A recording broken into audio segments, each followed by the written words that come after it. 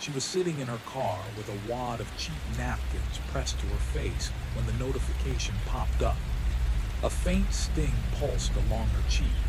Nothing serious, just the leftover mark from the drunk who had swung too wildly when she refused to let him back inside the car. His ring had done more damage than his fist. She could already picture the outcome. The report would get reviewed, a polite automated message would arrive, and the system would quietly take his side. 5 stars outweighed bruised skin. Ratings mattered, drivers didn't. Her fingers trembled on the steering wheel as she pulled into the glowing emptiness of a pharmacy parking lot.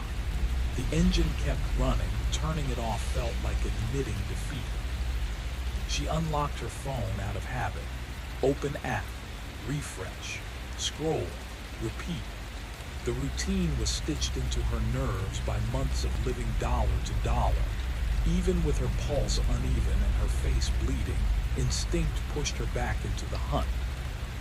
And then she saw it. Luxury penthouse, immediate cat sitter needed, $1,000 week. Posted less than 60 seconds ago. Timestamp 2:46 a.m. She was already the 3rd person to glance at it. Someone had paid extra to shove it to the top of the feed. The sort of thing companies did when the request was truly urgent, though never at an hour like this.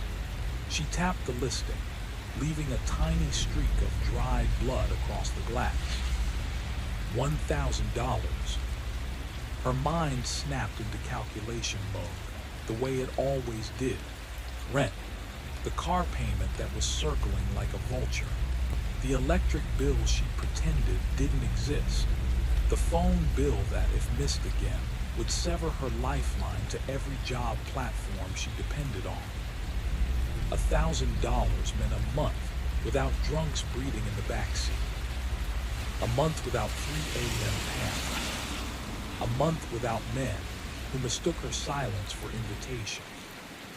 Before she even questioned the timing or the desperation in that listing, she hit apply. The form was strangely detailed, far more than the usual grab-and-go gigs. They wanted a fresh photo, direct gaze, no cap, no glasses, shoulders in frame, blank expression, soft natural lighting preferred. It read less like a gig requirement and more like medical intake instructions. She glanced at her reflection in the rearview mirror. A faint, dried streak ran from her cheek to her jaw, and the skin around her eye was beginning to puff slightly. Natural lighting at nearly 3 a.m. was a laughable request. So she did what she could. She wiped the blood with her sleeve, flinching as the cloth brushed the tender skin. She adjusted the mirror.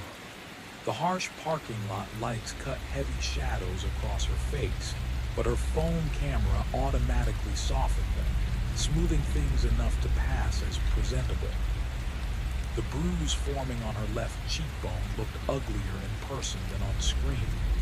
The requirement said forward-facing, but nothing stopped her from angling her face just slightly to the right, letting the swelling dip out of view.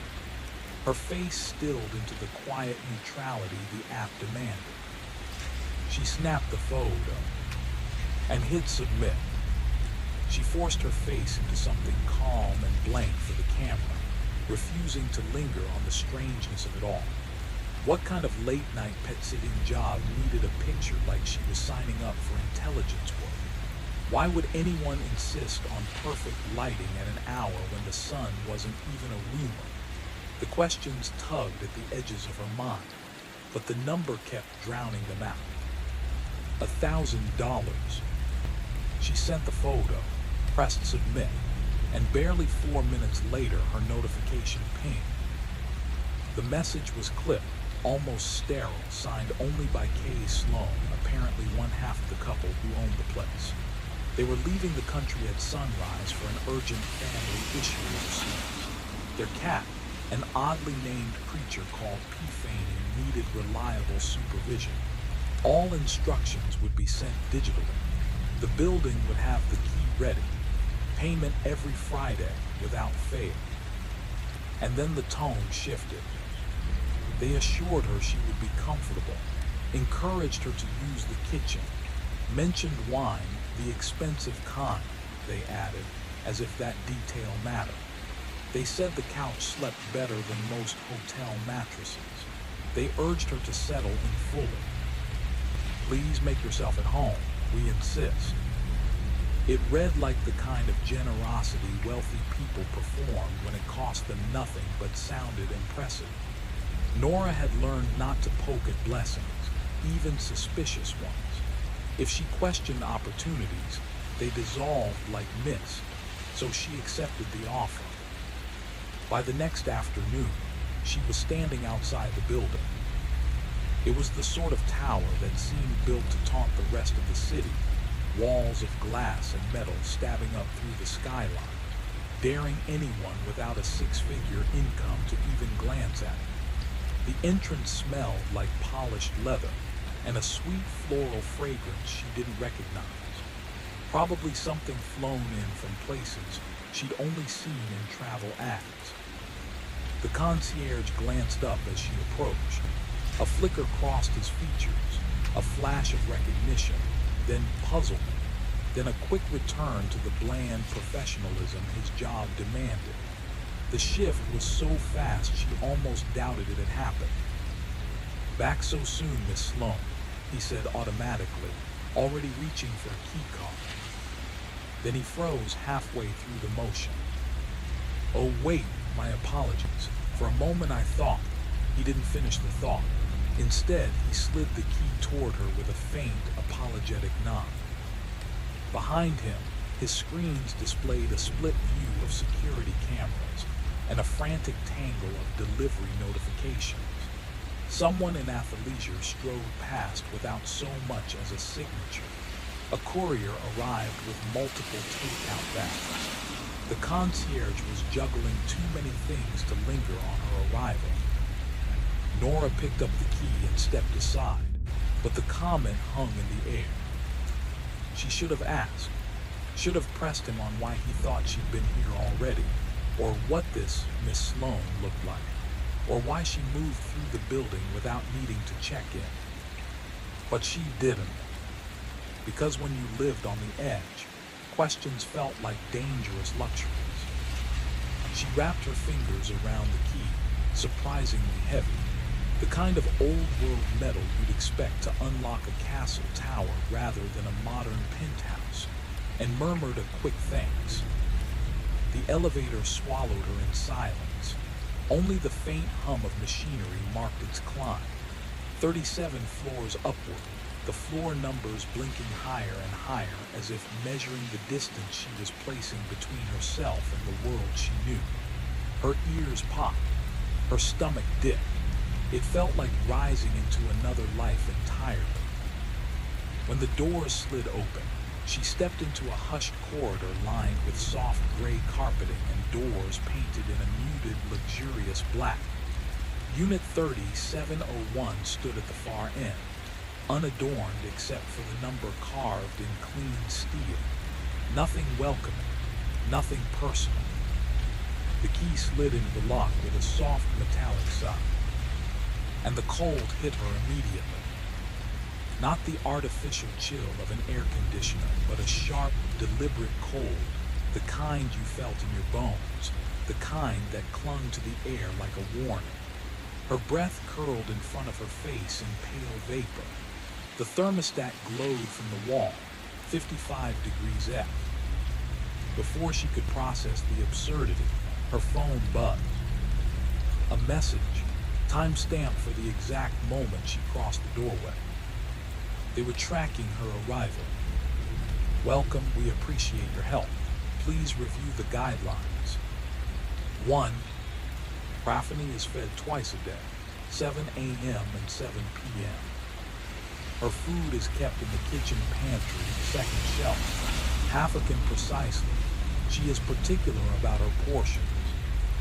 2. 3.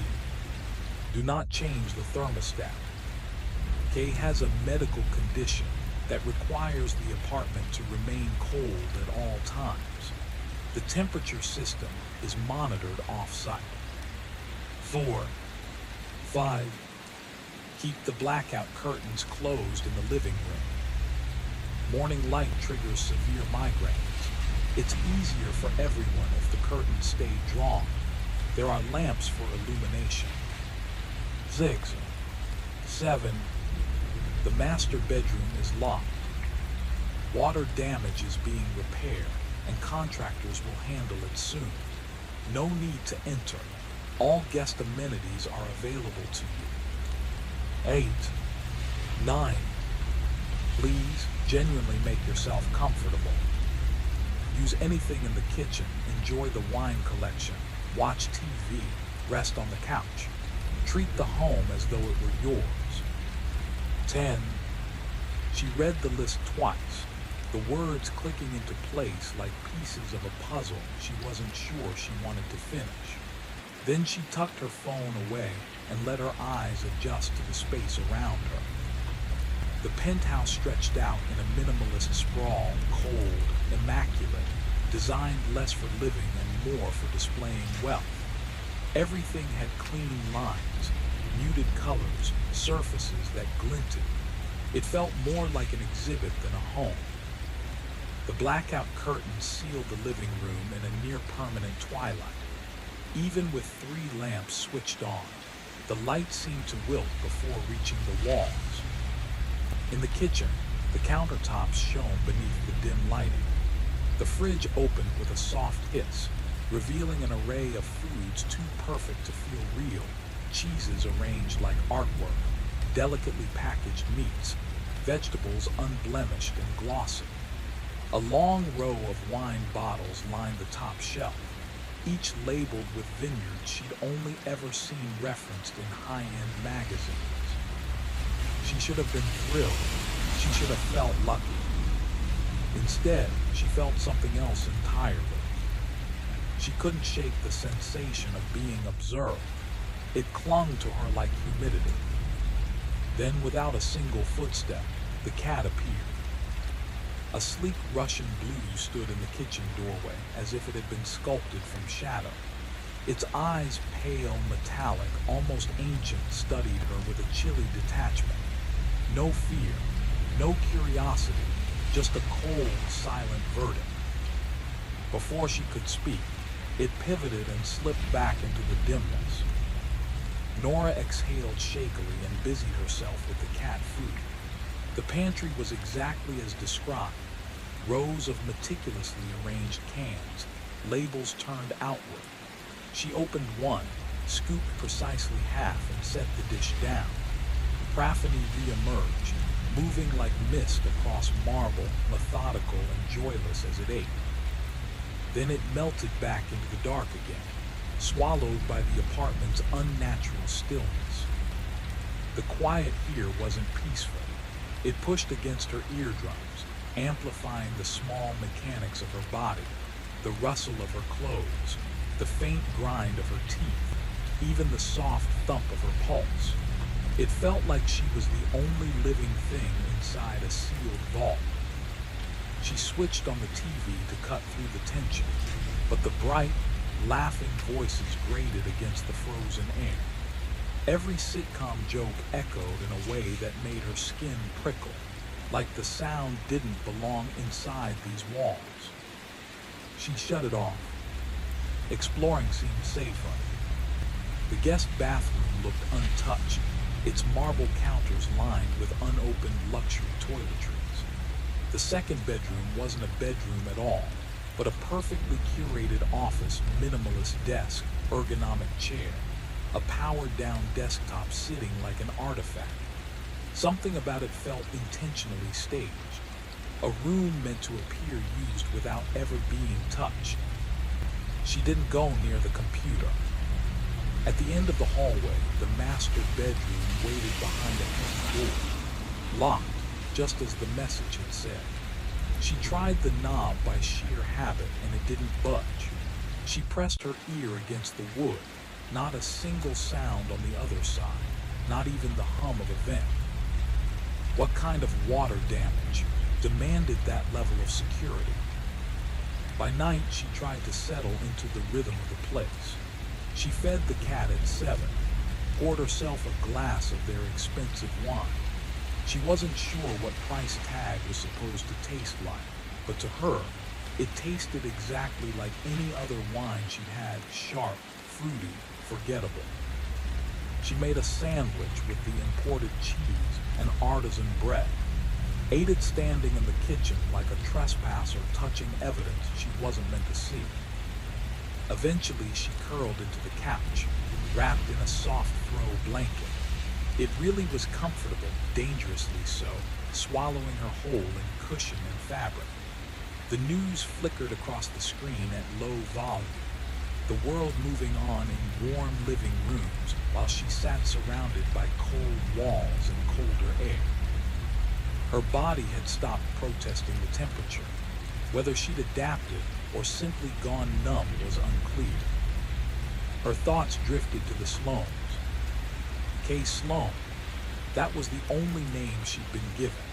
She realized with a faint jolt that the messages had never once referenced the other partner. Not their name, not their initials, not their existence beyond a vague mention that they owned the penthouse together. She tried to conjure their faces, polished, calm, effortlessly wealthy. The sort of people who could catch a last-minute flight across the world because family trouble meant Switzerland or Paris, not understaffed urgent care clinics and plastic chairs. The home around her whispered wealth in every detail, yet none of it revealed who actually lived here. The place offering her nothing about the people who supposedly lived there. No framed faces aging on the walls, no stacks of mail, no stray sweater draped over a chair, not even a forgotten coffee mug. The entire penthouse felt like a showroom waiting for actors who never arrived. It was beautiful, yes, but it had no heartbeat.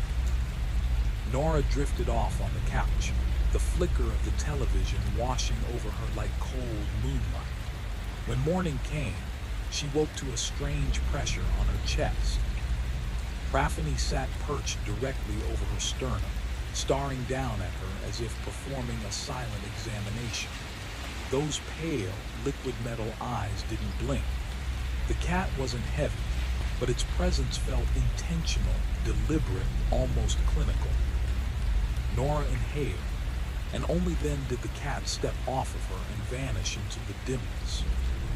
She fed it, showered, pulled on clean clothes, and tried to steady her nerves. Nothing obvious was wrong, no footsteps in the hallway, no strange noises, no ominous shadows. It was just a persistent, quiet unease that clung to everything here, like walking through a dream you didn't remember entering. She kept reminding herself, they said to treat it like home. So she tried. She wrestled with the expensive coffee machine, a chrome creature with too many buttons, until it finally exhaled a perfect cappuccino. She took a sip and felt like she'd stolen something. Before lunch, she uncorked another bottle of wine. Noon felt early, but in this cold, timeless apartment, hours didn't behave the way they should. Guilt warmed her cheeks more than the alcohol did. The blackout curtains remained shut. She almost reached for them once, but the instructions had been so precise, almost obsessive. Between those and the thermostat locked at meat locker temperatures, the Sloanes clearly valued control over every inch of their environment.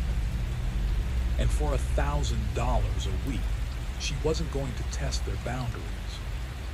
She wandered again.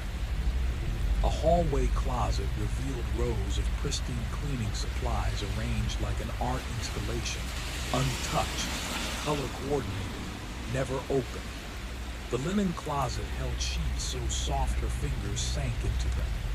In the pantry, she found a wine rack that tunneled deeper than she'd noticed before, disappearing into shadow like a passageway. She tried the master bedroom door once more, Still locked, still silent, but the silence behind it felt different, denser, almost padded. Silence with intention.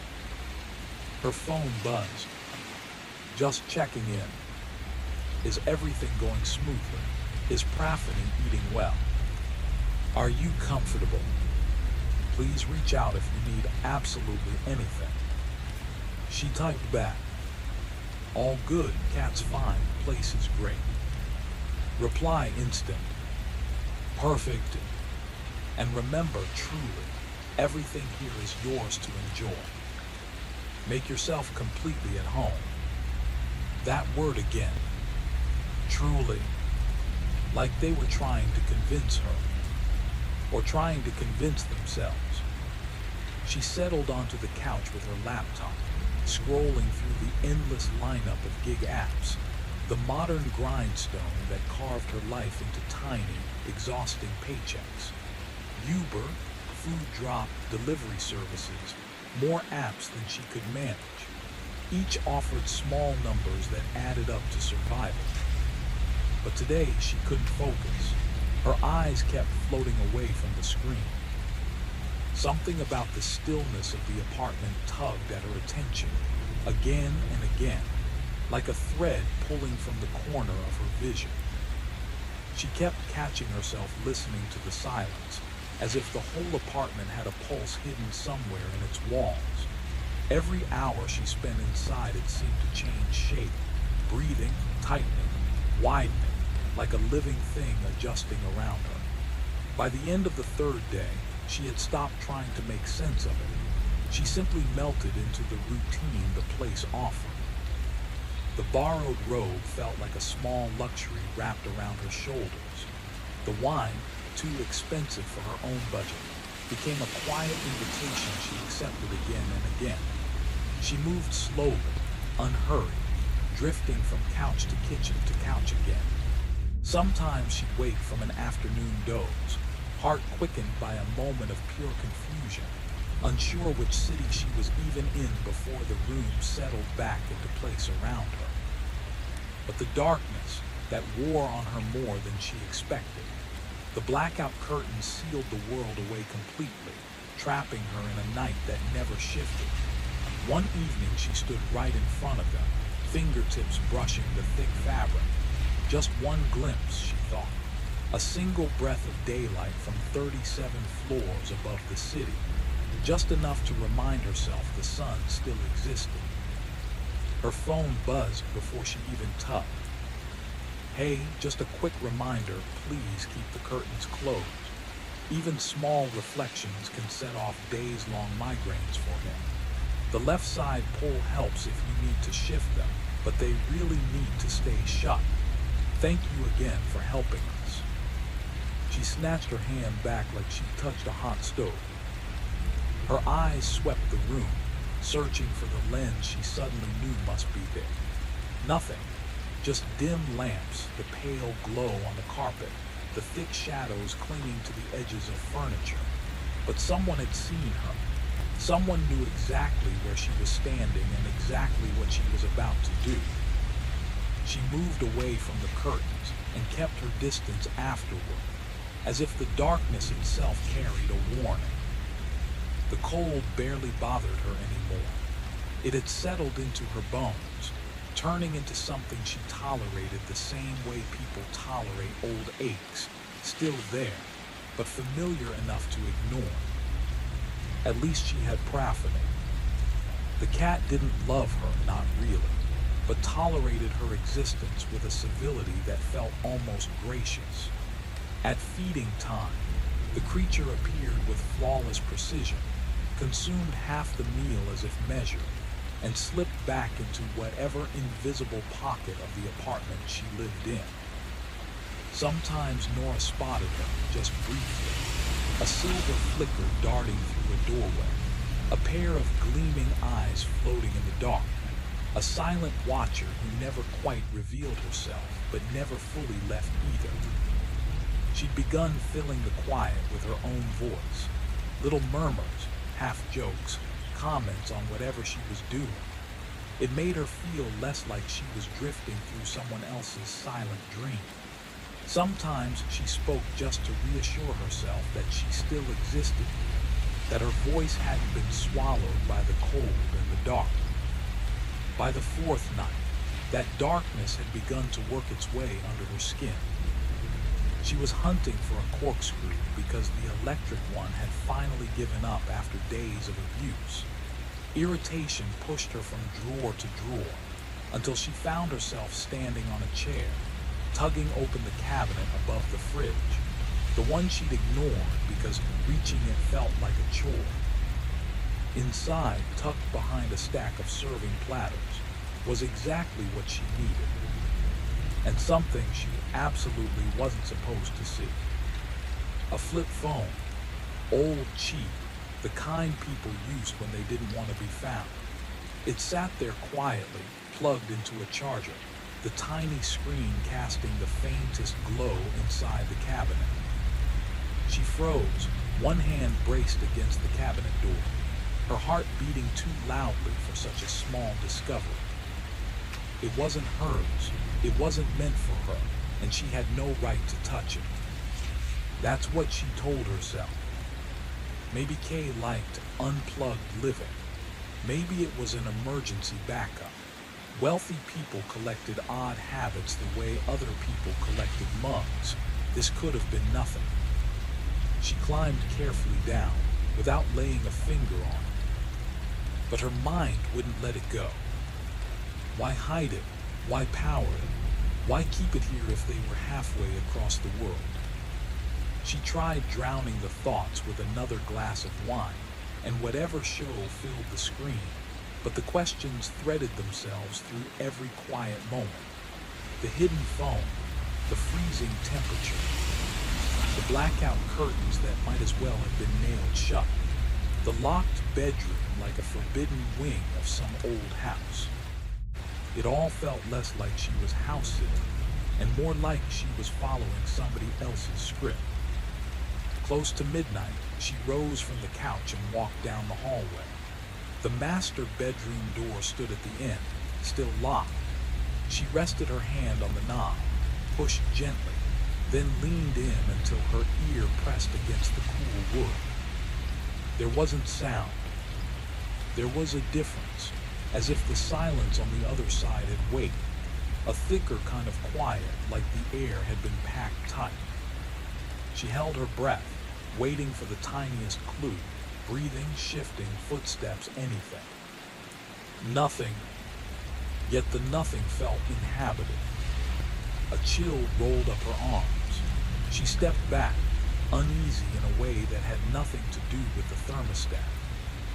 She turned toward the hallway, expecting light from the living room lamp she'd left on, but the apartment had darkened when she wasn't looking. Every corner seemed to swallow the glow. And at the end of the hall, Praphany sat perfectly still. The silver-eyed cat, unblinking, watching her like she just crossed an unseen boundary. She went back to the couch, bundled the blanket up to her chin, and sat there until morning without ever closing her eyes. The apartment felt like it was watching her just as much as the cat did. On the fifth day, nothing changed, and that somehow was what terrified her the most. Feed the cat, shower, coffee, wine, television, repeat. A loop so smooth it almost felt designed. But her thoughts kept circling the one thing that didn't fit, the phone. By midday, she couldn't fight the urge anymore. She dragged the chair across the kitchen tiles, climbed up, and reached into the cabinet again. The phone sat there like it had been waiting for her. Its weight surprised her, dense, cold, purposeful. She flipped it open and a faint glow lit up her face. No wallpaper, no contacts, nothing to indicate a real person owned it. Just a blank interface, ready for use. She should have put it back. This wasn't her place. She wasn't supposed to pry into things that weren't meant to be found. She was being paid well to follow simple instructions, not unravel the mysteries hidden in strangers' cupboards. but her thumb was already moving. The recent call list was almost empty. Just one number over and over again, outgoing only. Whoever used this phone didn't receive calls, only made them. The most recent call had been placed yesterday at 3:14 p.m., right when she'd been asleep on the couch. A tightness crept up her spine. She hesitated, then pressed the call button. One ring, then a connection. No hello, no voice, just breathing slow, steady, waiting. She didn't speak. They didn't either. The quiet filled the line like something living, expanding in both directions. Then soft and low, a voice finally broke through. Is it done? Not to her, to whoever this phone belonged to. Her breath hitched. She hung up immediately, snapped the phone shut, and fumbled for the power button. The screen went dark. But before it fully shut down, the device buzzed sharply in her hand. A text flashed across the screen, just long enough to read. Report now. Another message blinked behind it, cutting across the first. Stick to protocol, no variations. Then the screen went black, leaving her staring at her own pale reflection. Someone somewhere knew she had answered, knew something had gone wrong, and they expected the person on this phone to fix it. Her hands wouldn't stop trembling as she climbed down and slid the phone back into its hiding place with surgical precision. An hour passed before she could think clearly enough to move. She paced the apartment, trying to fit all the pieces together, but every attempt only made the dread settle deeper in her chest. She finally accepted it. Whatever this was, it wasn't normal. It wasn't safe, and she needed to leave immediately. The cold, the blackout curtains, the hidden phone, the voice that spoke as if she were someone else. All of it kept replaying in her mind, twisting tighter each time. The money couldn't warm the ice crawling up her back.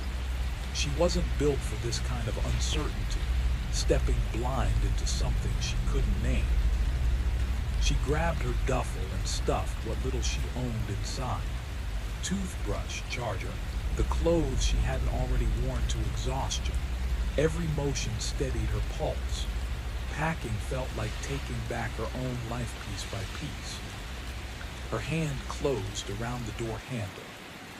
Freedom, normalcy, light, anything but this place. Then her phone chimed. A banking notification lit her screen. Direct deposit received, $1,000 from K. Sloan. She froze. It was sitting there in her account, real and spendable. Not pending, not promised, not delayed, it was hers. Rent was 4 days away. Her car payment was creeping up behind it. The electric bill was already snarling in her inbox. She stood in that doorway like someone split in two. One part certain she needed to run, the other staring at the numbers in her account and picturing eviction notices, locked car doors, and cold dinners. Maybe she was imagining things. Maybe rich people were just eccentric. Maybe the darkness and the rules and the phone were nothing more than privileged weirdness she didn't understand. $1,000 whispered reassurance in her ear. Slowly, she let go of the door handle. She unpacked her bag, folded her clothes back into drawers that weren't hers, sat down on the couch, and tried to swallow the knot in her chest. The cat appeared in the doorway again, silver eyes unblinking, as if it had been waiting for her decision the whole time. The next day, she tried again. Not to leave forever, just to breathe something other than refrigerated air. She needed a sidewalk, sunlight, noise, anything normal.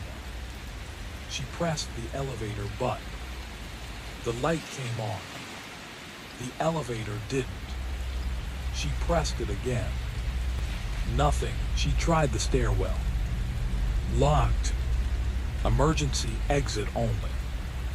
Alarm will sound. Her pulse stuttered. She returned to the elevator and jabbed the button over and over, watching the little screen above the door. The elevator was moving, just not to her. Floor 1723-9, back up again. It was avoiding her like it had instructions. Then her phone buzzed. Is everything okay? We noticed some unusual activity. The elevator was called several times. Do you need anything? We can have something delivered. She stared at the message, the words tightening around her like a softened noose. They weren't here, but they were watching. They were watching the elevator. Of course they were. They watched the thermostat, the curtains, her movements. Every part of her life inside this place was under a lens she couldn't see. Her first instinct was to hit 911. Her finger hovered over the emergency button, but the reality hit her like a dull, familiar weight. What was she going to report? I'm stuck in a luxury penthouse. The elevator's being weird. I'm uneasy. She could already picture the officer's face, polite boredom at best, irritation at worst. She'd been through it before. A noise complaint, a traffic stop, the condescending tone that came when she didn't have organized, undeniable evidence of danger. Bad vibes didn't qualify as an emergency. And if the police showed up to find her lounging in a high-rise, she was being paid to occupy, half drunk on wine that cost more than her weekly groceries. They'd assume she was wasting their time. And the job, the one thing keeping her afloat, would evaporate. Rent was creeping closer. Survival had rules, and she'd learned them early. Stay small, stay agreeable. Don't make anyone decide your problem. So she typed the safest possible message. Just wanted to go out for a walk. The elevator isn't coming. Their reply came so quickly it felt rehearsed. There must be a malfunction. We'll alert building management. Meanwhile, make yourself comfortable. Order anything you need, we'll cover it. She tried the elevator again. This time the doors slid open instantly, like the building had been waiting for her. Empty car. Bright lights. Nothing unusual. She stepped inside and pressed the lobby button. No response. Pressed it again. The button stayed dark, not even a flicker. She tried other floors, all of them. Nothing. Then the doors began to close by themselves. A jolt of panic sent her leaping backward, stumbling into the hallway just as the elevator slid shut and whisked itself away without her. No floor indicated, no sound, just gone. Her phone chimed. We're so sorry about the elevator issues. Management says it should be fixed by tomorrow. Can we send you anything to make your stay more comfortable? Tomorrow. They expected her to stay put until tomorrow. Not trapped, no one said that. Just technical issues. Just bad timing. She walked back into the apartment and poured another glass of wine, though her hands trembled badly enough that half the pour ended up on the counter. By evening of day 6, the routine cracked again.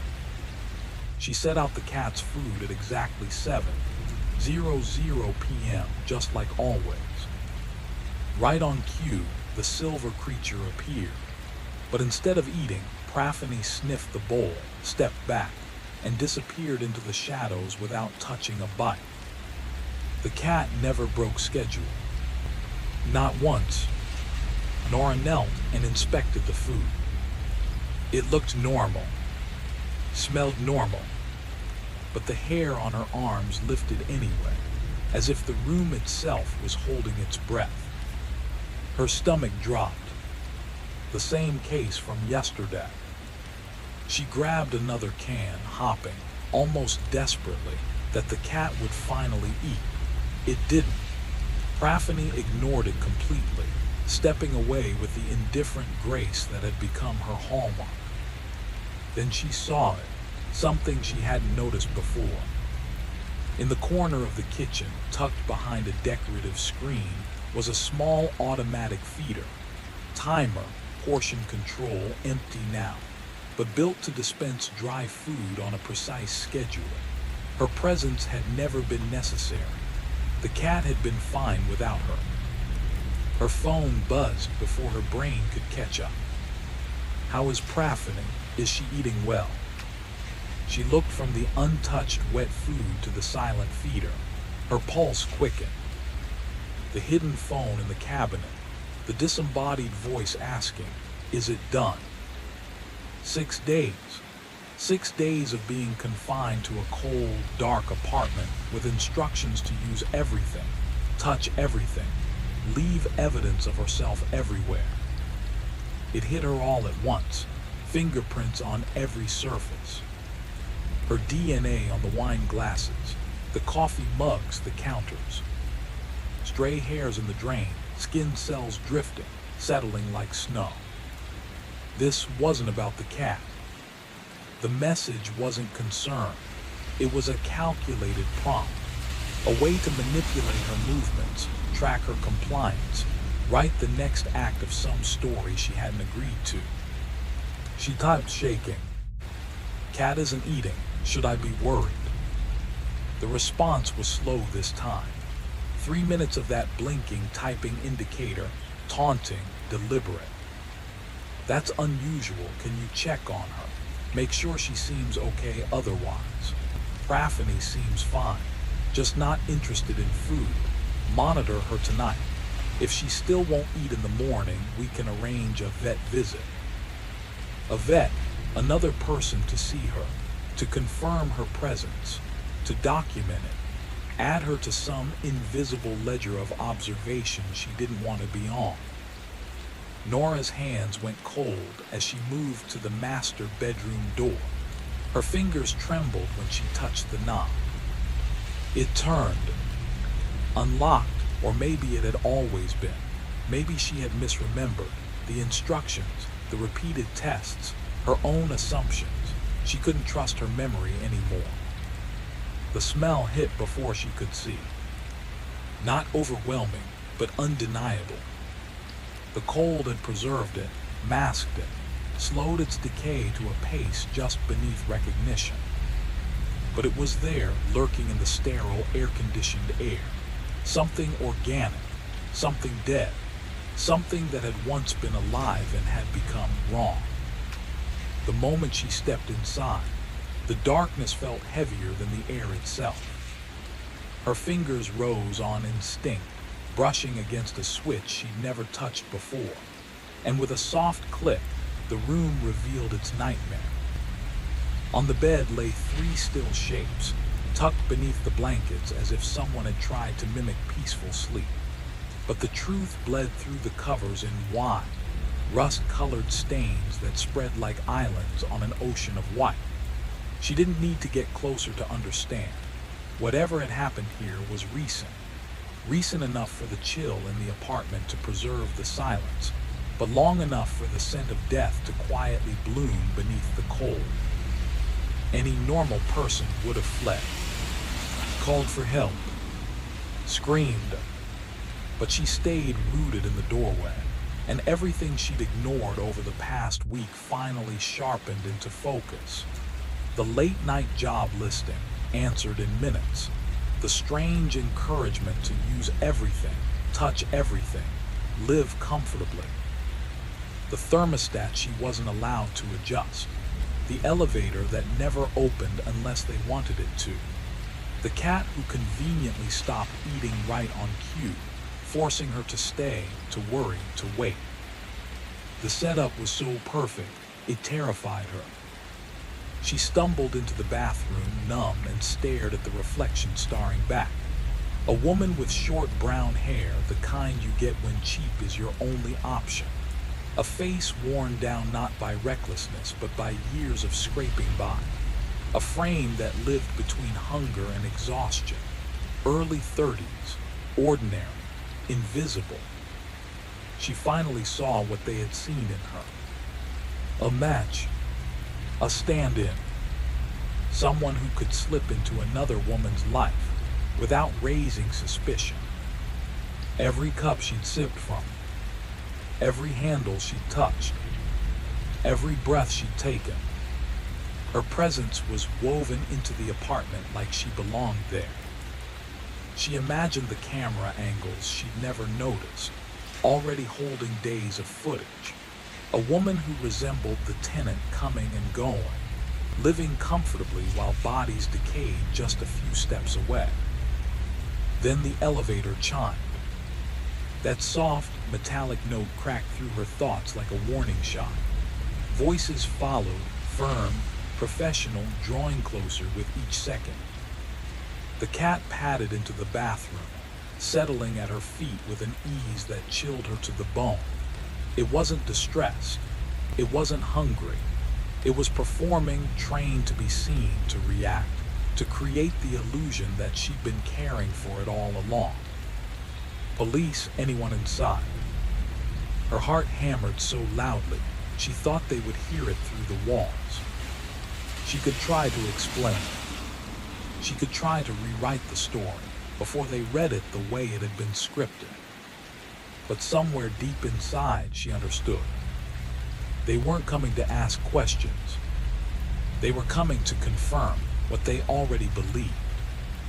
The moment the officer's footsteps echoed toward the bathroom, Nora's mind lunged for the only lifeline she had, her phone.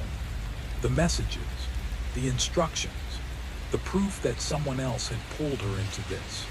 She imagined shoving the screen toward them, showing the thread where she'd been told what to touch, where to sleep, how to behave. But she knew, even before she reached for her pocket, that the app would be gone. By now the account would be wiped clean, the messages scrubbed from the server, the entire digital trail erased with the same precision that had choreographed every piece of this nightmare. Whoever set this up hadn't missed a detail. They wouldn't leave behind something as simple, as damning, as a text chain. And then she thought of the person who had been here first. The woman the cameras had captured. The woman who shared her face, her build, her tired posture. The woman who had stepped into this apartment before her, killed whoever lived here, and walked out without a trace. That woman was long gone, maybe already sipping wine on a distant coastline, her passport stamped, her alibi airtight. While Nora stood here surrounded by the fingerprints she'd unknowingly scattered like breadcrumbs across every room. The officers were just outside the door now. She could feel the gravity of their presence, the careful cadence of people trained to walk into danger. Beside her, the cat finished washing its paw, then lifted its head. Those silver eyes weren't confused or afraid. They were satisfied, observant, as if this moment was exactly what it had been waiting for. Nora raised her hands before the officers could speak, before they could see anything more than what the scene wanted them to see. A woman in the center of a crime she didn't understand, her DNA woven through the apartment like a signature she never meant to write. I can export. She stopped, because she couldn't. There was no explanation that wouldn't sound like a fever dream. No argument that would outweigh the reality pressed into every surface around her.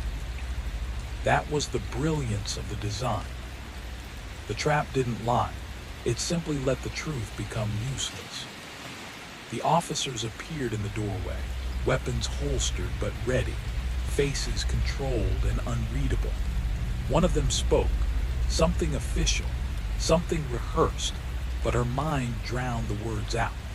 All she saw was the certainty forming behind their eyes as they compared the woman in front of them to the woman they'd seen on their monitors. Same height, same build, same hair. A perfect match standing in the wrong place at the worst possible moment.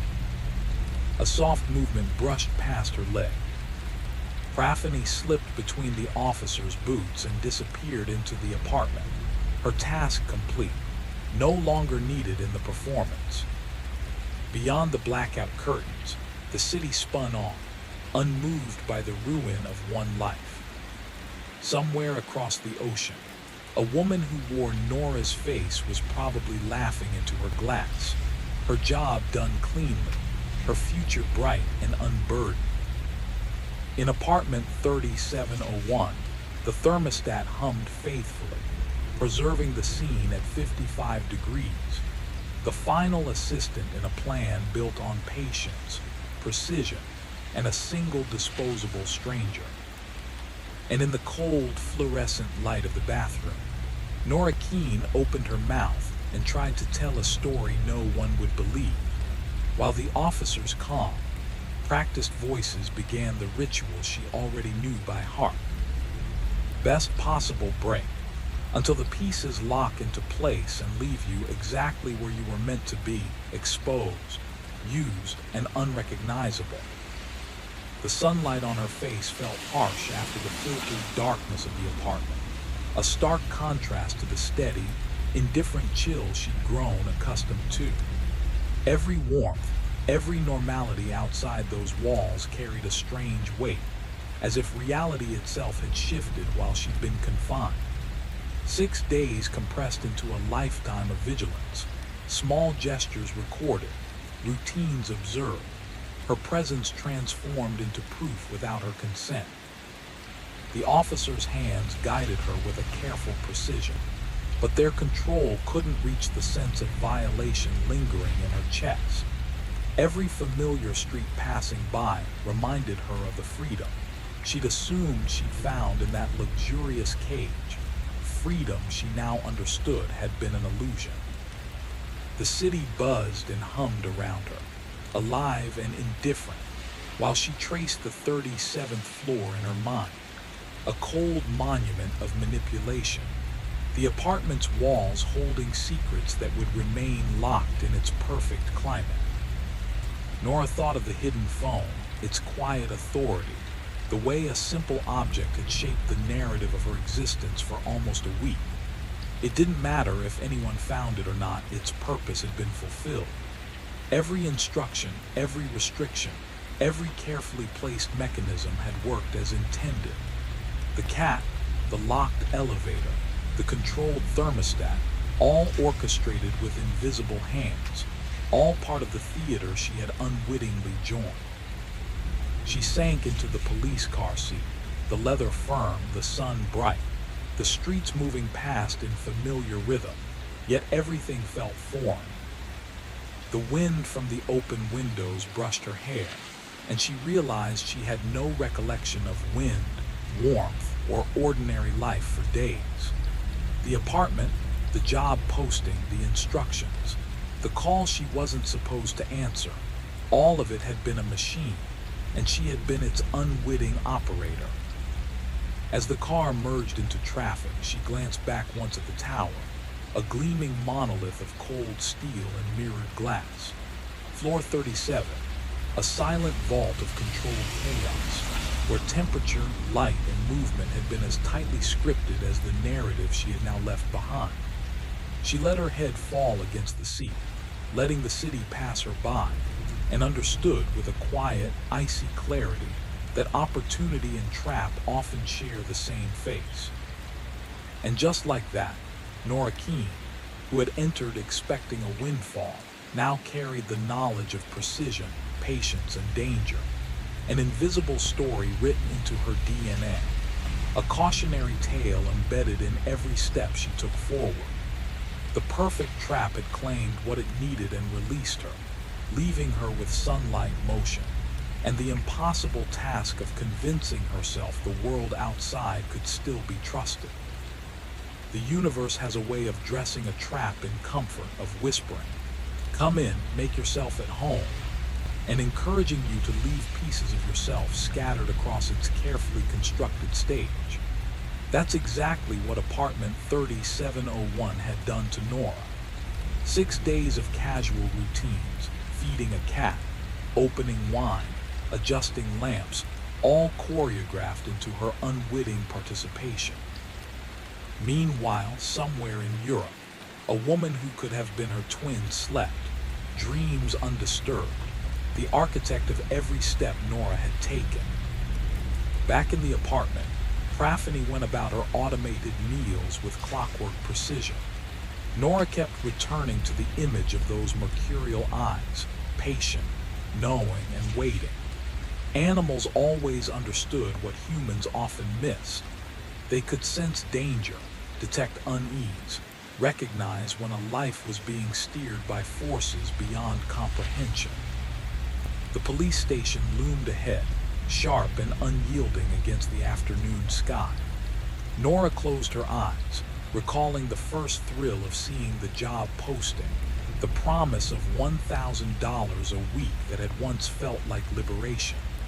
Now it was clear that promise had been bait, the lure into a web she hadn't understood. The car stopped. Officers guided her out, directing her through the sterile halls of processing, into the cold ritual of the justice system. She would tell them everything, the posting, the messages, the instructions, the hidden phone. They would hear her truth and dismiss it, because it sounded exactly like the confessions of a guilty person. That was the brilliance of it. The trap didn't rely on silence. It relied on the credibility of her honesty, making the victim indistinguishable from the suspect. Inside the station, fluorescent lights hummed, a metallic drone filling the space as her rights were recited once again. She nodded, understanding everything and nothing all at once. Somewhere, Praphany continued her meticulous grooming, erasing any lingering evidence of human presence from her silver fur.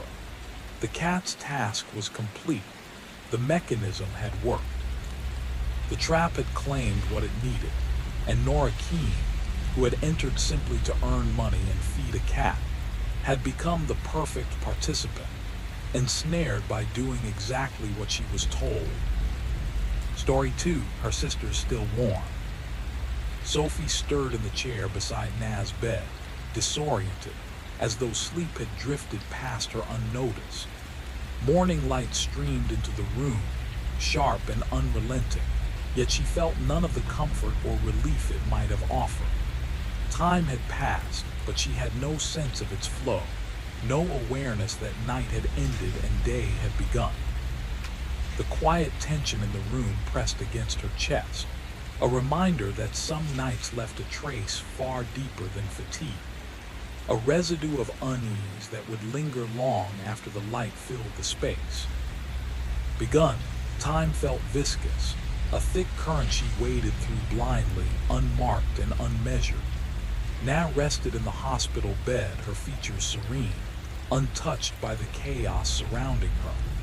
The monitor pulsed methodically, 68 beats per minute, an unchanging rhythm she had learned to count by, day after day for 6 weeks. Sophie's neck protested the awkward angle she had slept in, vertebrae popping as she straightened slowly.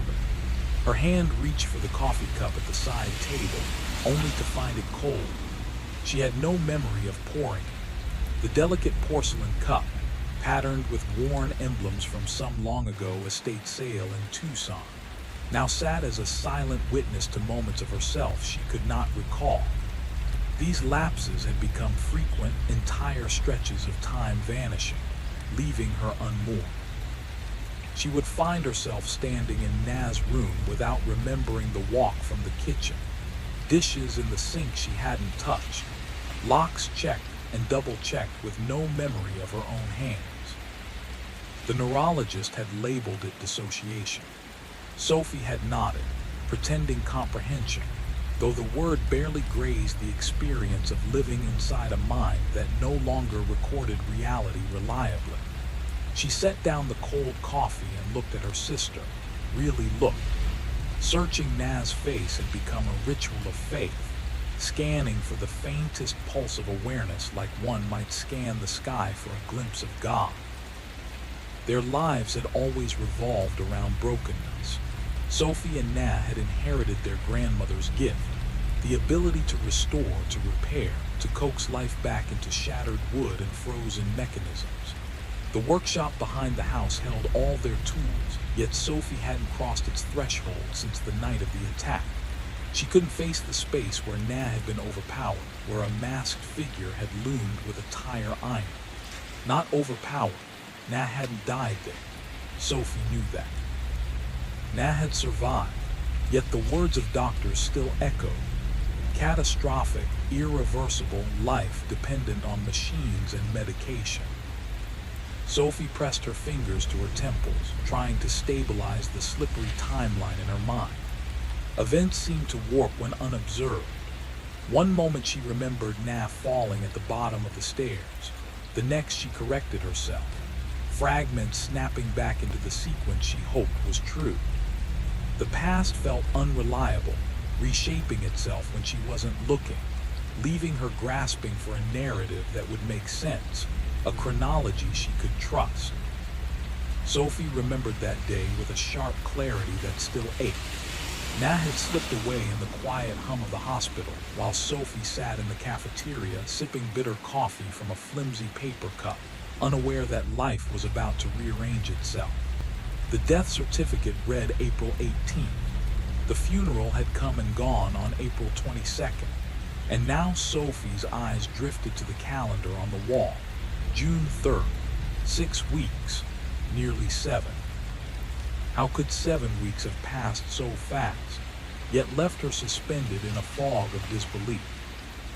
She looked at Na, so still, so unnervingly peaceful, the rise and fall of her chest steady, rhythmic, almost a cruel imitation of life. Memories swirled unbidden. Their grandmother's workshop behind the old house, the place where patience had been taught more than words. Gran had been a woman of few sentences, infinite quiet, letting broken things speak for themselves. A chair missing a spindle, a water-stained table, a clock that refused to tick. She would place them before the sisters and watch. No instructions, just waiting for understanding to bloom. Na had always seen more, tilting her head, eyes narrowing, listening to whispers Sophie couldn't hear. She would let her hands move with uncanny certainty. The right tool, the exact angle, the confident stroke. It was as if the object itself was guiding her. Sophie, by contrast, approached the world like a puzzle, analyzing, deducing, calculating each motion with deliberate care. "You're thinking too much," Na had said more than once, amused, observing Sophie's laborious attempts. "It wants to be whole again." "Listen," Sophie had laughed at the mysticism, but envy lingered in the laughter. That ease, that intuitive certainty, was something she had never mastered. Even as children, it had been the same. Sophie hesitated at the edge of the diving board, stomach knotting with indecision, while Na leapt first, laughter spilling into the air like sunlight breaking through clouds.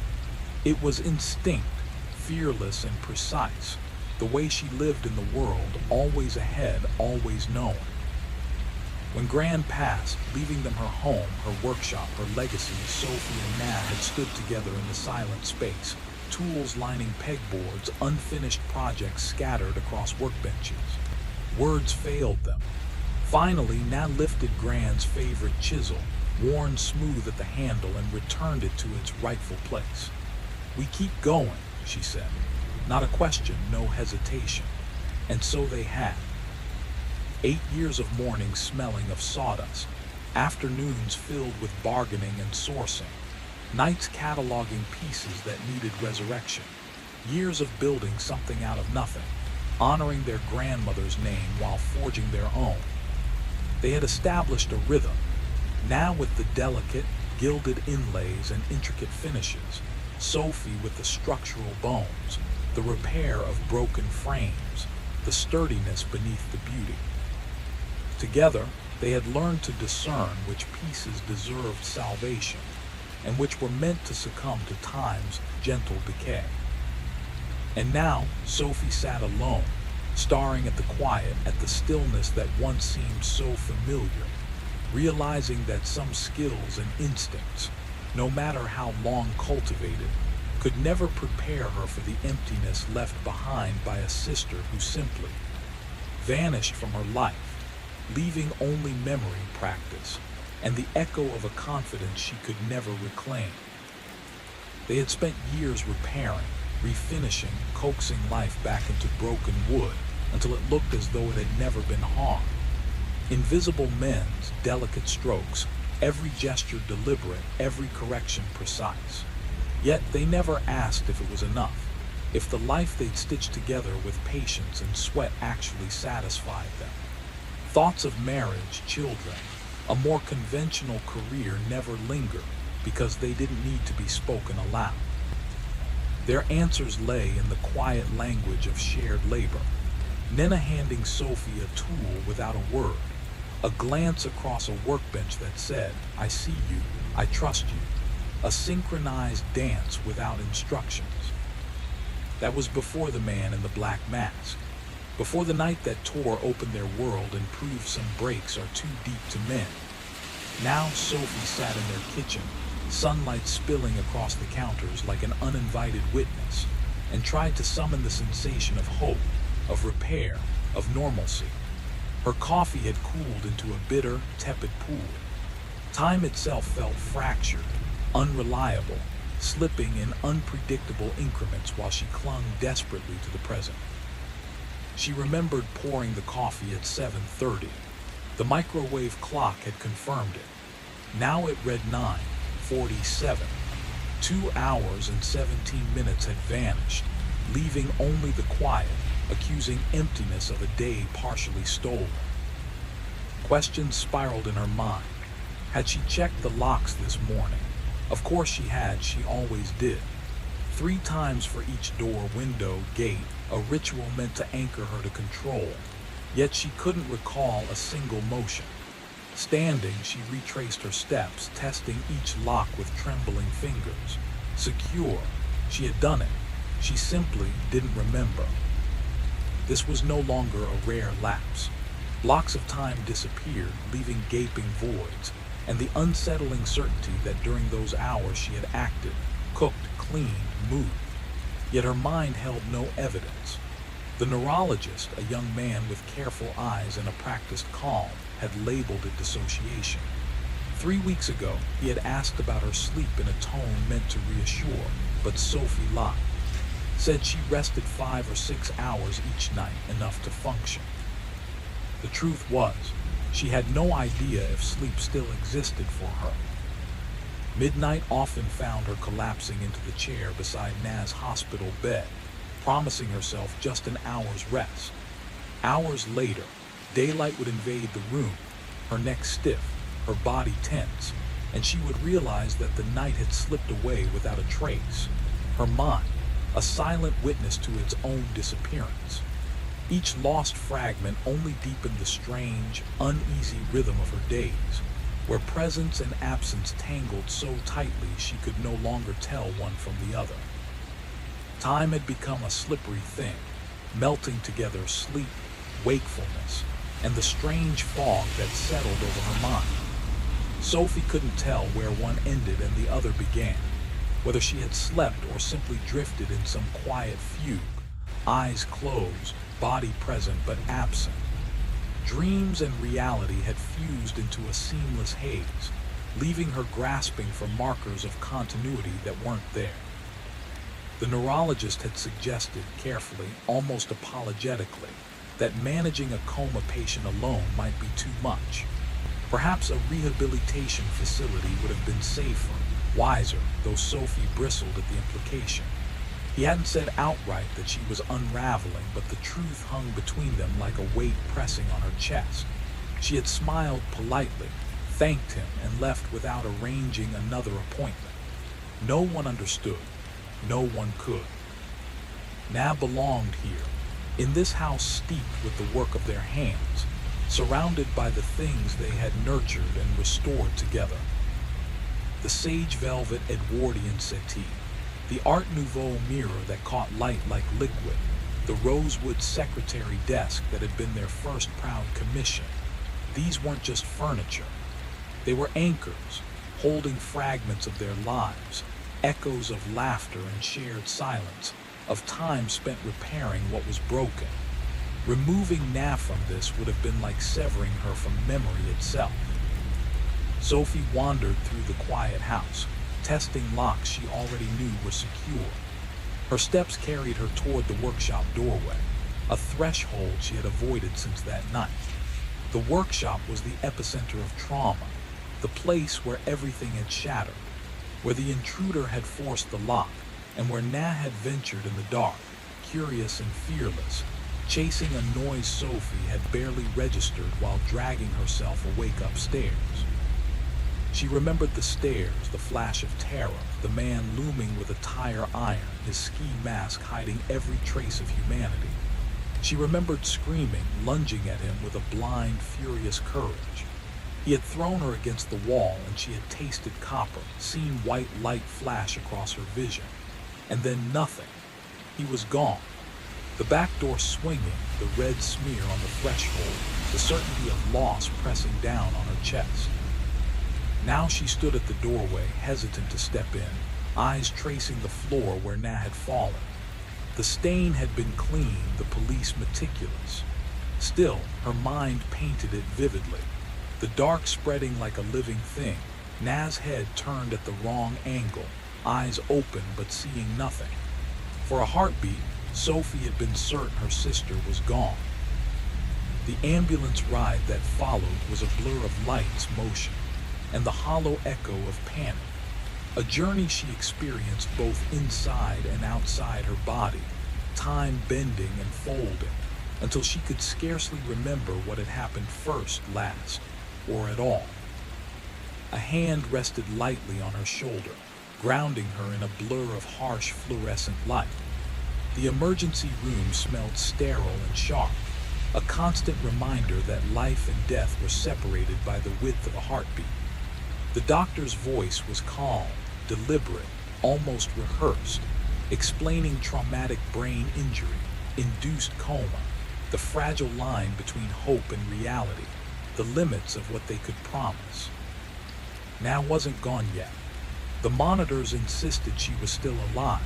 Steady heartbeats, steady oxygen levels, faint brain waves pulsing under the elect. From her mind, she arrived at an empty house, echoing with silence and absence, unsure how she'd gotten there. The next day, reality returned in bureaucratic form. The hospital bed she had ordered weeks ago, when hope had still been tangible and Na's return seemed imminent, was ready for delivery. Was it still wanted? She said yes. The bed arrived on Tuesday, stark and mechanical, a reminder of plans made for a future that no longer existed. The visiting nurse agency called, confirming the first appointment, scheduled weeks ago when Sophie had been preparing for Na's homecoming. She answered, voice steady despite the hollowness inside. Yes, she's home now. Yes. But the word felt empty. Home meant something different without Na alive to occupy her. It meant Sophie's own complicity in a world that had moved forward without her sister, leaving her suspended between grief and the machinery of life, trapped in the cruel continuity of plans made for someone who would never return. They were managing. The first visiting nurse confirmed the appointment without hesitation. The mannequin arrived on Wednesday, a lifeless stand-in Sophie had discovered through a medical supply catalog while researching home care. She told herself she was just being thorough, preparing for Na's recovery, acting responsibly. Yet the truth was more complicated. She had ordered it, paid for rush delivery, and scheduled its arrival for 2 days after the funeral. Even while Na was still clinging to life, some part of Sophie had been rehearsing an escape from the unbearable, a plan she didn't yet admit to herself. She dressed the mannequin in Na's hospital nightgown, the one tucked carefully into a plastic bag with her sister's belongings. She positioned it in the bed, connected the oxygen tubing, arranged the blankets to hide the joints, and made it look alive. Everything had to be perfect. The visiting nurse was due Friday. Everything needed to pass inspection. Sophie stepped back and studied her work. From a distance, without scrutiny, it was convincing. Na was home. Sophie would care for her. One day, she told herself she would wake, and life would resume its fragile rhythm. The alternative, a house filled with silence and a sister who would never return, was unthinkable. Friday came. The first nurse arrived, walking the familiar routine. She checked the mannequin, the monitors, took notes. If she noticed something amiss, she said nothing. Perhaps she believed it was the stillness of a deep coma. Perhaps she assumed Sophie's grief heightened her attention to detail, enough to conceal the truth. Or maybe she realized immediately but didn't know how to respond. Maybe the protocol for a caregiver whose mourning had drifted into delusion was undefined, and she deferred judgment to a supervisor. Whatever the reason, she left, quiet, leaving the illusion intact. The pattern repeated. Nurses came and went. Some seemed to sense something was wrong, others didn't. Yet the visits continued, week after week, because they had been scheduled while Na was alive and no one officially canceled them. The system ran on inertia, on assumptions, on procedural momentum. Sophie moved through the house like a ghost. She closed the workshop door, double-checked the lock, tested it again. From the kitchen, her eyes drifted to the living room.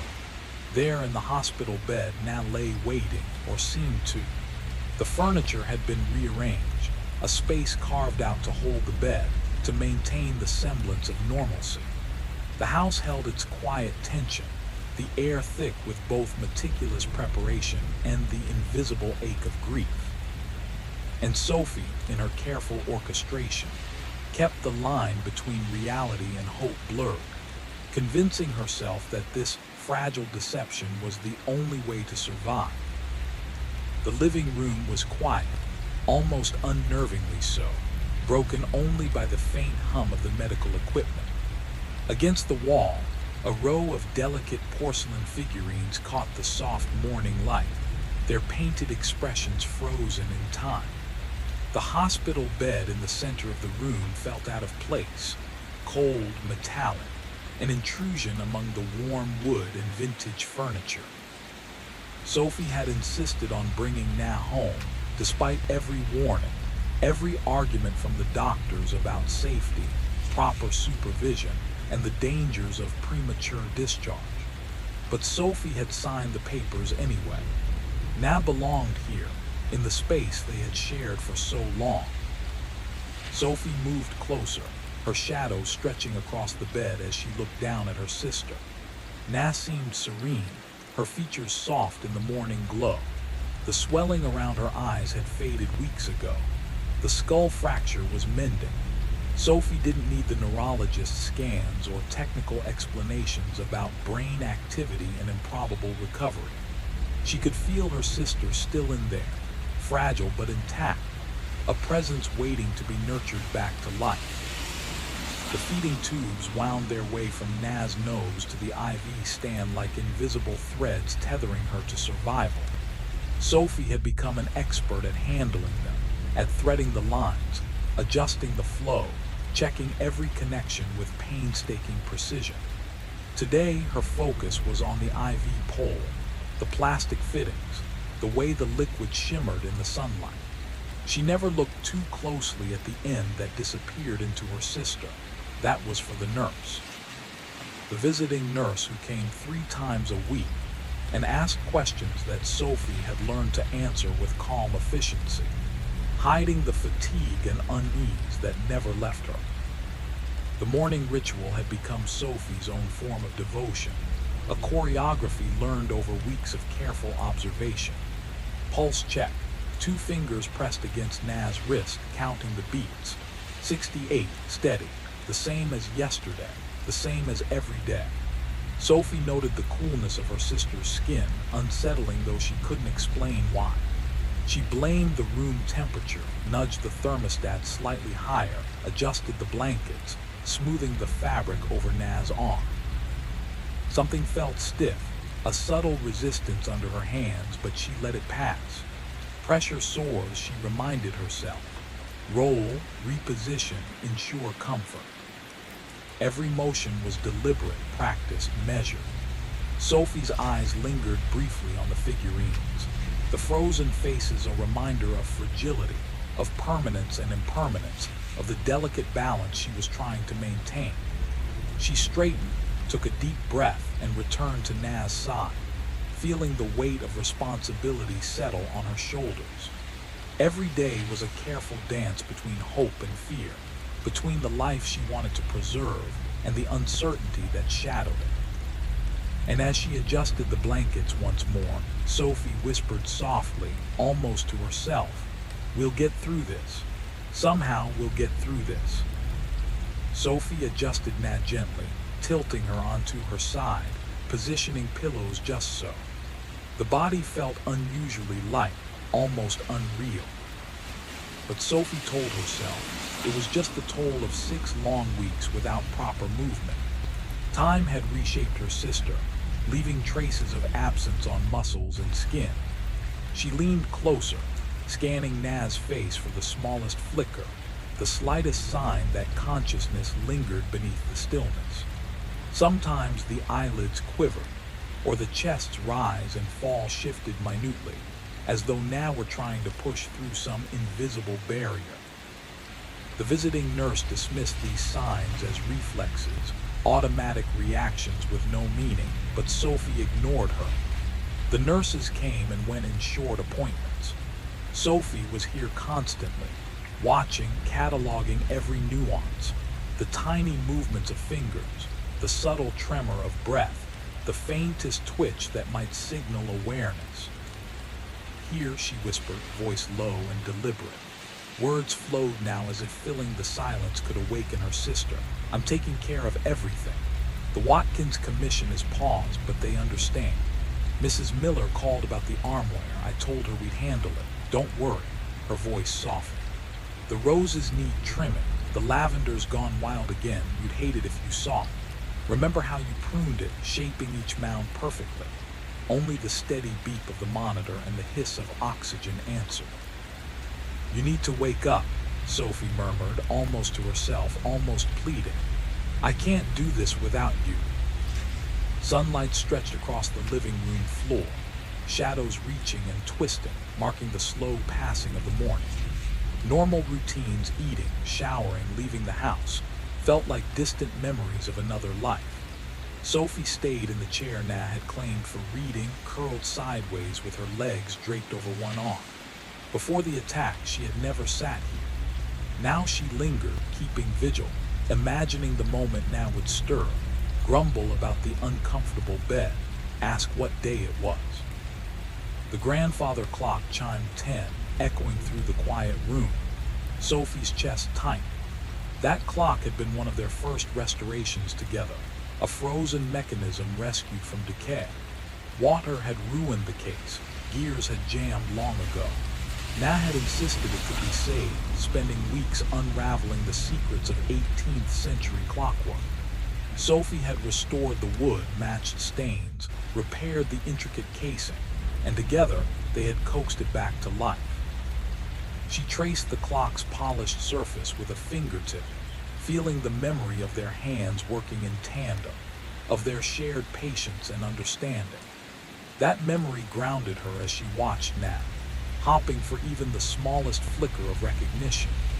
Each day was a balance between hope and despair, a vigil stitched together by love, routine, and the faintest glimmer that Na might still be waiting to come back. The chime rang out again, crisp and precise, filling the empty house with its familiar resonance. Sophie froze, remembering the first time they'd restored it together.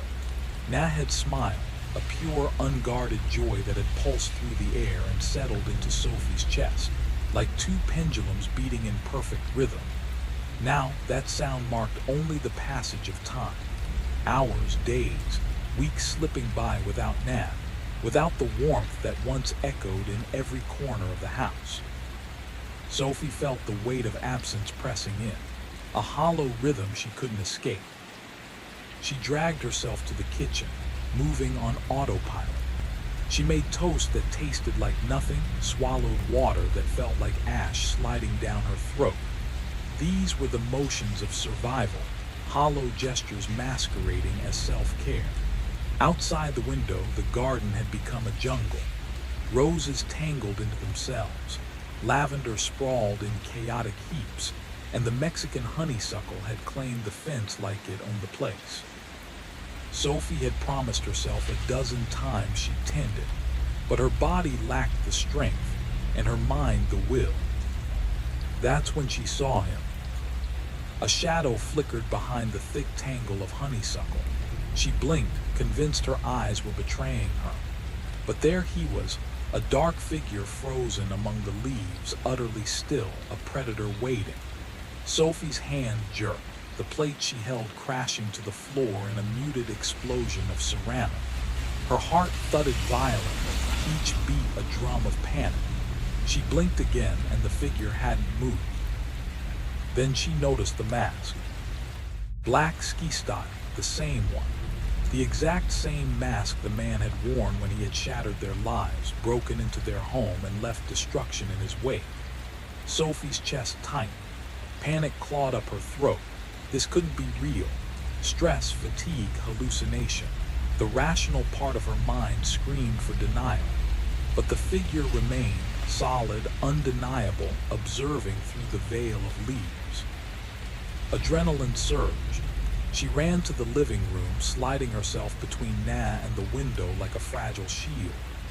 Breath came in short, jagged gasps, each one a sharp reminder of the danger she could not ignore. Her hands shook, mind racing. She needed to call 911, needed to do something. But how could she explain this? After the attack, the police had been polite, professional even, but skepticism had lingered in their eyes.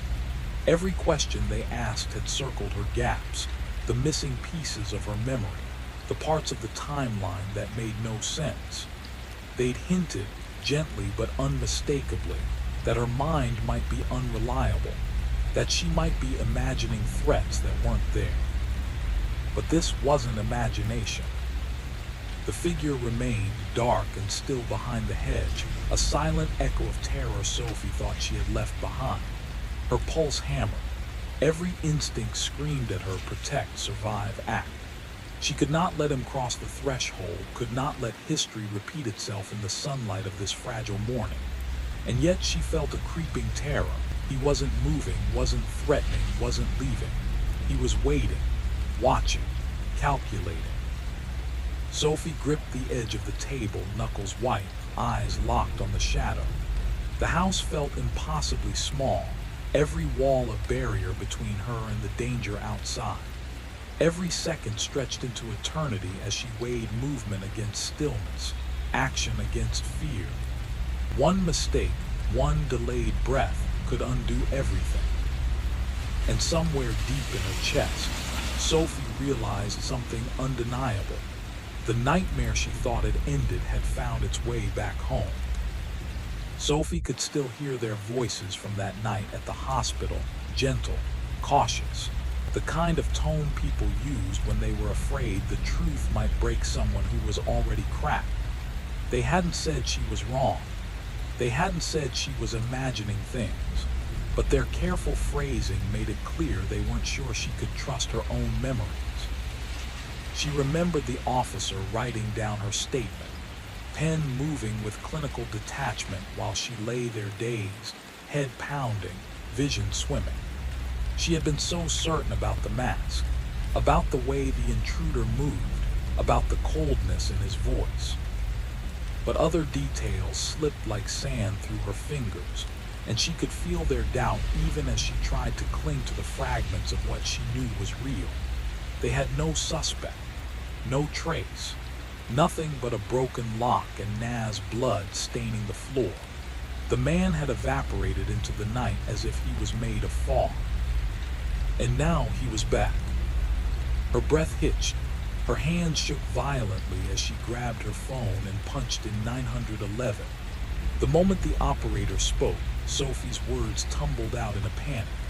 There was a man, the same one, the mask, the garden, right now. But her voice cracked, rising higher and higher, the edges splintering with terror.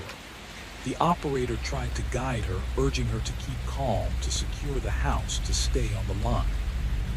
She didn't. The phone slipped from her hands and hit the floor. Sophie sprinted through the house in a frantic circuit, checking every door, every window, every lock. She tugged on deadbolts until her fingers hurt. She checked them again and again.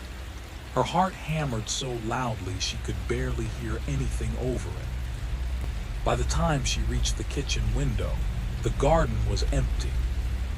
No figure, no mask, no witness to the terror that had set her world spinning. But she knew what she'd seen. She felt it deep, the same instinctive certainty she used to have when restoring something fragile and broken. The quiet understanding that some truths don't need proof to be real. He had been there, and she knew he wasn't done. 15 minutes later, she sat on the hallway floor with her knees drawn to her chest, trying to force her body to remember how to breathe. When the police stepped in, a man and a woman, both looking like they'd lived 100 weary mornings before this one, they didn't waste time. They swept through the garden with flashlights, even though sunlight filled every corner. They checked the fence line, the bushes, the ground. Nothing. No tracks. No bent leaves. No broken branches. Not a single sign that anyone had stood there at all. Officer Bailey came back inside and lowered herself onto the couch with practiced gentleness. Her expression was warm, but her eyes stayed guarded eyes that had seen neighbors accuse neighbors, spouses accuse shadows, victims shaken so deeply that reality blurred at the edges. "Miss Holloway," she said softly, "we didn't find anything. No evidence of someone in your yard." She hesitated before continuing. "Is there any chance, even a small one, that the light played tricks on you? Morning shadows can make things appear different." Sophie recognized that expression, a mixture of concern and doubt, that subtle tension people get when they're trying to be kind while wondering if you're losing your grip. It was the same expression she'd seen at the hospital, the same expression the detectives had worn. And the moment she saw it in Bailey's eyes, something inside Sophie went cold. That same expression lingered on Officer Bailey's face, the one Sophie had seen far too many times. Nurses trying to be kind while quietly doubting her. Specialists speaking gently as if she might shatter. People who thought grief had twisted her sense of reality. And Sophie knew exactly what Bailey was thinking. Still, hearing the words slip out of her own mouth startled her. "Maybe I was mistaken." Bailey's posture softened with quiet relief. "It happens. You've been through hell. Lack of sleep, stress, it can make anything look like a threat. Are you eating, resting at all?" Sophie just shook her head. She didn't have family to lean on, not really. Their mother was fatting somewhere far away, lost in a fog she could no longer see through. Their father had been gone since their youth. Cousins existed on holiday cards and nowhere else. It had always been her and Nat, two against the world. "I'm fine," Sophie murmured. "Sorry you had to come out." When the police finally drove away, she returned to the kitchen window. The garden looked harmless, sunlight spilling across tangled branches and the wild sprawl of flowers she still hadn't touched. Nothing stirred, nothing threatened, nothing lingered. She could have imagined it. That's what anyone else would have said. But deep down, she knew better. and over the next few days, that certainty grew teeth. The second time she saw him, dawn had barely touched the sky. She was halfway down the stairs when a shape materialized at the end of the driveway. A tall, motionless figure dressed in black, staring straight at the house like he was studying it. She gasped and rushed to the window, but he was gone before she reached it. The third sighting came in the afternoon. Sophie turned toward the workshop and froze. A masked face hovered inches from the window pane, fogging the glass with each breath. He was leaning in, as if trying to examine the room behind her. Sophie snatched a kitchen knife, bolted toward the back door, and yanked it open, but the yard was empty, silent. The fourth time, she'd been drifting in and out of an exhausted sleep beside Naz's bed. A sudden brightness snapped her awake, the neighbor's motion sensor flooding the garden with cold white light. And there he was, standing in the middle of the yard, perfectly still, watching her through the window like he'd been waiting for her to wake up. 30 long seconds passed before he stepped backward into the dark and dissolved into it. But the fifth time broke something inside her. Sophie jolted awake in Naz's chair at 3 in the morning, heart drumming with that eerie sense that someone had been in the room a moment before she opened her eyes. The house was quiet, suffocatingly quiet, except for the faint glow of medical monitors. Then she heard it. A soft creak from upstairs. Not the house settling. Not a pipe cooling. A footstep. Every instinct screamed at her to run out the door across the street anywhere, or call the police, call someone. But terror rooted her in place, and before she could talk herself out of it, she rose slowly, quietly, and crept toward the staircase. Another creak drifted down. From her bedroom, someone or something was moving above her. Sophie moved up the staircase as if each step were made of glass, her pulse loud enough to drown out every other sound. When she reached the landing, something immediately felt wrong. Her bedroom door, the one she never left open, gaped at her like a mouth. She eased it wider with her fingertips. Nothing looked disturbed at first glance, until she noticed the closet. The door hung open, her clothes shifted as though someone's hands had passed through them with slow, curious intention, and resting on her pillow, placed with unsettling precision, was a thin strand of black fiber, not fallen, arranged. Sophie retreated so fast she nearly slipped. She fled to the living room and planted herself beside Nina's bed, a kitchen knife balanced across her knees. She kept her eyes fixed on the staircase until sunrise, waiting for footsteps that never came. By morning, she tried to convince herself exhaustion had twisted her senses, but the evidence remained exactly where she'd left it. The open closet, the disturbed clothes, the dark thread lying silently on her pillow like a message. She couldn't go to the authorities. They already spoke to her gently, the way people do when they've decided someone is fragile. Reporting this would only cement that belief. So Sophie began fortifying the house on her own. She dragged heavy furniture against the doors each night. She locked everything twice, then again for good measure. She slept beside Nina's bed in brief, restless bursts, surrounded by whatever she could use to defend them, her grandmother's old chisel, a hammer with a warped handle, the biggest knife she had in the kitchen. The visiting nurse was the first to notice the shift. On her midweek stop, she found the front door blocked by an enormous cabinet and had to phone Sophie just to get inside. When Sophie finally moved it aside, the nurse stepped into the house and stared, the barricaded entry, the tools scattered within reach, the sunken shadows beneath Sophie's eyes. "Miss Holloway," she asked softly, "have you been feeling unsafe?" seeing or hearing anything unusual. Sophie smiled through tired lips and lied.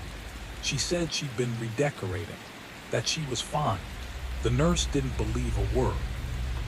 When the nurse reached for Nina's wrist, Sophie grabbed her arm too fast, too hard. The shock in the woman's face lingered even as Sophie released her. "I can handle that," Sophie insisted. "I know what to check." That visit ended early, in uncomfortable silence.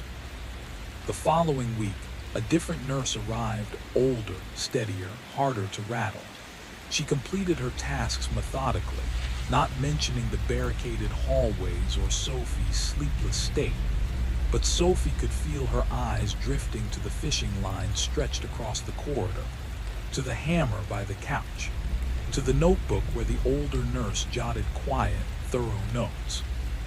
The shift in the house began during the 5th week. Small at first, easy to ignore. A framed photo was turned to face the wall, a picture of her and Nina smiling beneath a canyon sky. Sophie noticed it while pouring her morning tea. She hadn't touched it. No one else could have. That was when she knew the house had stopped merely feeling wrong. Something inside it had begun to move. 3 years earlier, that photo had captured them beaming under a blistering sun, cheeks flushed, eyes narrowed against the bright sky, the kind of smile you can only make when life still feels whole. Now, that same picture lay face down against the wallpaper, as if someone wanted to erase the memory altogether. Sophie set it upright. By Wednesday morning, it had been flipped again. Then other things began to wander. A mystery novel that had been midway through suddenly appeared beside the sink. She slid it back onto the shelf. The following day, it waited for her on the bathroom floor. Na's glasses seemed to drift through the house like restless spirits. She'd place them on the nightstand, only to find them balanced on the mantel.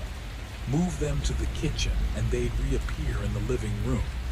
Eventually, she started keeping them in her pocket, yet somehow, they still traveled. Every incident was minor, easy to dismiss, easy to excuse. But Sophie knew herself. She didn't lose things. She didn't forget where she placed them. That had always been Na's habit, not hers. No, these movements were intentional. Someone was entering the house, quietly, confidently, rearranging her life piece by piece to remind her he could walk through her world anytime he wished, to remind her how defenseless she and Na truly were. So Sophie stopped sleeping altogether. She remained in the chair beside Na's bed, clutching her makeshift weapons, her ears straining for the faintest shift in the quiet. Sometimes she shut her eyes for the briefest moment, or thought she did, only to jolt awake hours later. A drawer left open, a curtain tugged aside. Once, muddy footprints tracked across the kitchen tiles, the pattern unfamiliar and unsettling. They led from the back door into the hallway and simply ended, as though the intruder had evaporated into thin air. Catherine, the new nurse, had begun to watch her closely. Her questions carried a sharper edge now. Was Sophie resting, eating, talking to anyone? Sophie responded with polished lies, of course. She was sleeping more. Yes, her appetite had returned. Absolutely, she had people checking in on her. But Catherine's gaze lingered too long on the knife near the chair, on the barricaded doorways, on the tremor beneath Sophie's skin. Still, she didn't confront her. Not directly. She offered pamphlets, resources, quiet patience. But Sophie could feel the pressure building. Then, during the 6th week, everything shifted. It was a quiet Thursday evening. Sophie was brushing her teeth, studying the hollow beneath her eyes in the mirror, when she saw it, hanging from the bathroom doorknob like an ornament of dread. The black ski mask. Her hand froze mid-motion, foam gathering at the corners of her mouth. She stared at the mask, at the dark, hollow eyes that seemed to watch her. It wasn't dropped. It wasn't misplaced. It was placed there, hung with purpose. He had been inside her home again. Close enough to touch her, close enough to listen, close enough to play this twisted game just a few steps away. And now he wanted her to know it. He had slipped past the deadbolts, past the barricades she'd built, past every barrier she believed could keep him out. And then, with a calmness that felt cruel, he had hung his mask on her bathroom door as if placing a signature. The scream tore out of Sophie before she even understood she was making it, raw, guttural, ripped from someplace deeper than fear. She staggered backward, knocking bottles into the bathtub, her breath breaking apart in sharp, uneven gasps. The room seemed to pitch sideways. Her knees nearly buckled. For a moment she felt she might simply dissolve under the weight of it all. But her body moved. She snatched the mask with trembling fingers and bolted downstairs. She didn't pause, didn't think. She shoved it into the fireplace, struck a long match and set it ablaze. The fabric curled and shriveled instantly, releasing an acrid chemical stink that filled the room like poison. She watched every thread melt into nothing, refusing to blink until the last ember died. Only a charred smear on the bricks remained. Then she rushed to Nam, bedside. Still breathing, still safe, still unaware. Sophie wiped her mouth, rinsed the mint from her lips, and returned to her vigil in the living room. She didn't even pretend she could sleep. She sat rigid in her chair, Gran's old chisel laid across her thighs, eyes locked on every doorway and every shadow that dared to move. He had walked through her home like it belonged to him. He had shown her that locks were illusions. And his message was unmistakable. He could come back whenever he wanted, unless she stopped him. The realization rose slowly, as if forming from smoke inside her mind. She had been reacting, scrambling, surviving by instinct alone. She'd let herself believe she had no power, but she wasn't helpless. She had tools. She had hands that understood leverage and pressure and construction. The workshop held more possibilities than fear. So she changed. For 3 days, she rebuilt the house into something unrecognizable, something dangerous. She stretched fishing line low across the hallway, tying it to a tower of heavy paint Ken's perched on a high shelf. One careless step would bring them crashing down with bone-breaking force.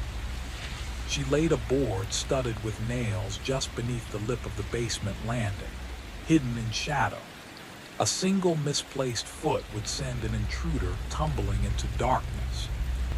She rigged the back door with a counterweight so that opening it would trigger a cascade of tools, iron, steel, blunt edges raining from above. She scattered carpet tacks along the workshop floor, smashed bottles and buried the shards beneath the soil outside, placed sharpened scraps of metal where no one would expect them. Piece by piece, the home she once loved transformed into a maze designed to injure, to slow, to terrify. Every corner promised pain to anyone who didn't know the safe route. And Sophie memorized every inch of it. She walked those paths again and again until they lived in her bones. She understood this wasn't normal. But normal had ended the moment he stepped through her door. She could feel it in her bones now, the line she'd crossed, the place she had drifted into where fear twisted into something sharp and obsessive. A small voice inside whispered that all of this, the traps, the weapons, the barricades, looked exactly like the madness others had accused her of. But inside the storm of her terror, every nail, every wire, every hidden blade made perfect sense. This was survival. This was taking back control. When Catherine arrived that Wednesday, she almost walked straight into the fishing line stretched low across the hallway. Sophie darted forward and stopped her just in time. Mice, Sophie said quickly. I'm tracking mice. Catherine didn't argue. She didn't smile. She just stared at the thin line, then at Sophie, and then at Na lying motionless in the bed. Sophie watched the exact moment something in Catherine shifted from silent concern to professional alarm. Miss Holloway, she said gently, I need to check Na's vitals. I already checked them this morning, Sophie replied. She's stable, everything's fine. Catherine stepped forward. I still need to do my assessment, it's protocol. Sophie moved directly into her path, blocking her. I said I already did it. Gone was Catherine's calm reassurance. Her expression became careful, guarded. Miss Holloway, she said, I'm going to need you to step aside. Your job is done, Sophie insisted. You can leave now. Catherine's voice softened, but her eyes stayed firm. Sophie, when was the last time you really looked at Nena? The question hung between them like an icy draft. Sophie felt something cold coil deep in her chest. I look at her every single day, she whispered. I take care of her. Then let me examine her, Catherine said, please. No, Sophie stepped closer to the bed, placing her body between Catherine and the figure lying under the blankets. You need to leave. That's when Catherine reached for her phone. Sophie's heart slammed against her ribs. What are you doing? I'm calling my supervisor, Catherine said quietly. This situation needs immediate intervention. There's no situation, Sophie snapped. Na is safe, I'm taking care of her. But Catherine was already speaking into the phone, her voice low, urgent. Sophie heard fragments, welfare check crisis, possible psychosis. Catherine edged backward toward the doorway, eyes fixed on Sophie as if she were a threat. Sophie wanted to snatch the phone, wanted to scream at her to stop, but something inside her, the same fractured part of her mind that had woven shadows into a masked intruder, held her still. Catherine ended the call.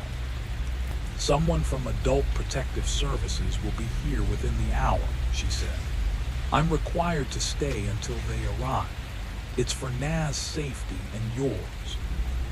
Na is safe, Sophie insisted. I've kept her safe. Catherine's voice trembled. Sophie, there is no Nena, not anymore. The world seemed to tilt, the room muffled. The words hit her with the weight of a physical blow. That's not your sister in that bed, Catherine whispered. And Sophie heard the truth as though it had traveled from a great distance, soft, shattering, impossible. Sophie worked like someone racing against a storm only she could see. Every creak of the house felt like a warning. Every shadow felt like a countdown. If the world thought she was broken, then fine, she'd show them she was right. By Sunday afternoon, the house looked less like a home and more like the mad blueprint of someone desperately clinging to something already gone. Fishing line in doorways, bells tied to vents, crude wooden wedges under windows. She tested each trap with trembling hands, whispering to herself that this was protection, that she was doing what any good sister would do.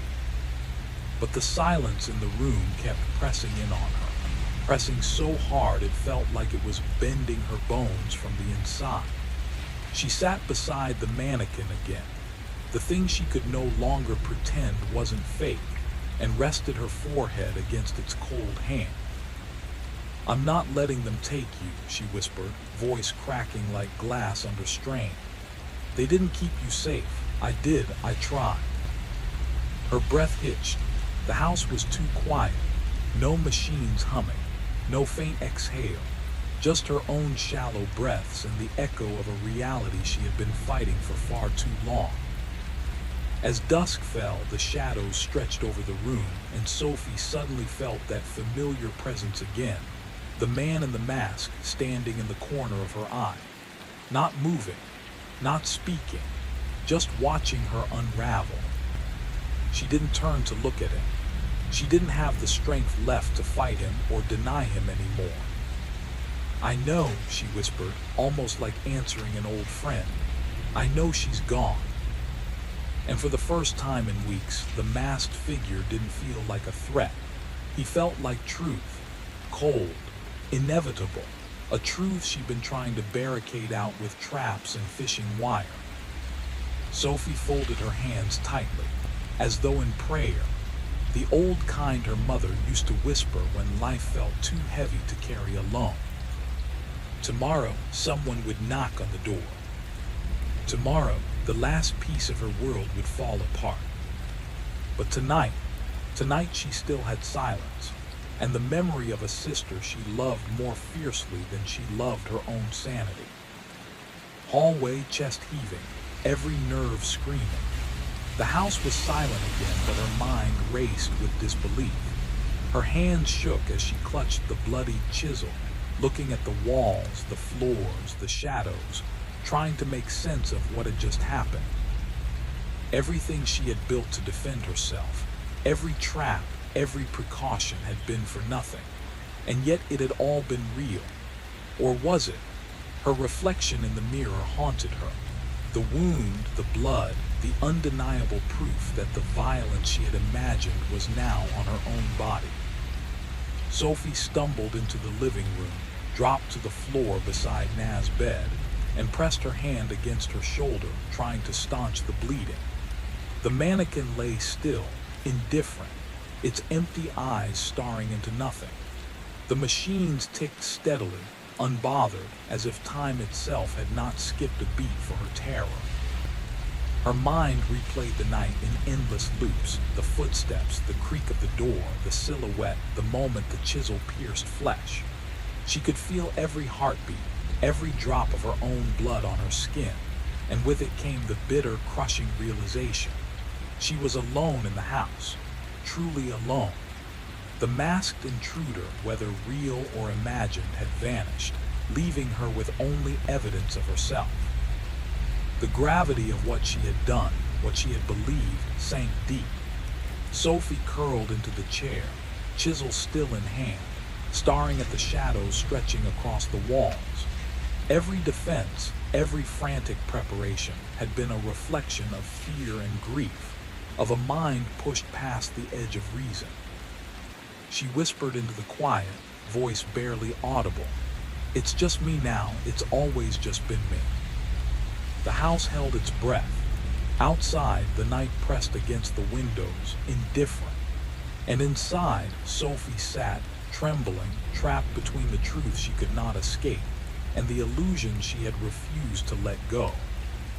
Frozen inside a carefully constructed illusion.